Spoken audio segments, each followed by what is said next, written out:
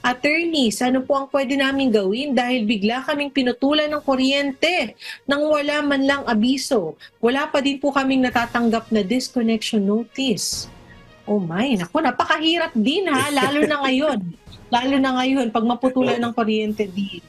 Oo, paano Oo, ba to attorney, din? alam mo, dapat naman kasi talaga may notice yan. Ngayon, kung pinutol bigla, baka pwede kayo makipag-coordinate dun sa inyong provider. Di ko napapangalanan kasi sa ibang mga Mm, lugar, electric cooperatives ang Apo. distributor natin. Ano?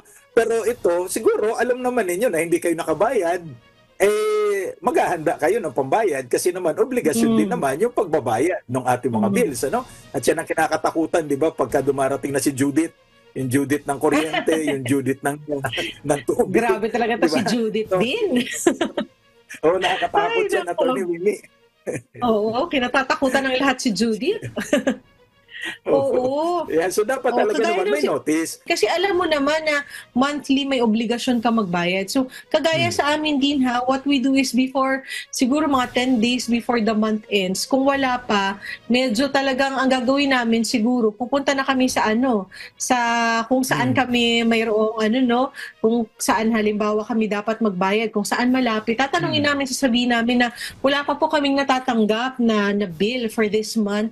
Baka Oo. pwedeng makita na po ito yung number. May number naman din, 'di ba, na Hmm. specific po para sa inyong bahay. So, pwede na po makipag-ugnayan para po hindi rin po magkaproblema. But moving forward, kagaya ng sinabi mo din, gano'n din. Punta ka rin sa malapit na kung saan po kayo naka-connect for your Hmm. electricity. And tanongin niyo na po, sabihin na hindi kayo naka-receive ng bill or ng notice of disconnection.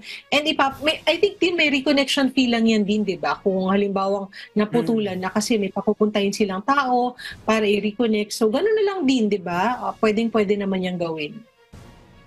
Mm. Tama yan, Attorney Mimi. Kasi kung may ginagamit tayong serbisyo, may obligasyon din naman tayo magbayad. So, hindi Mm. naman pwedeng kaligtaan natin yan.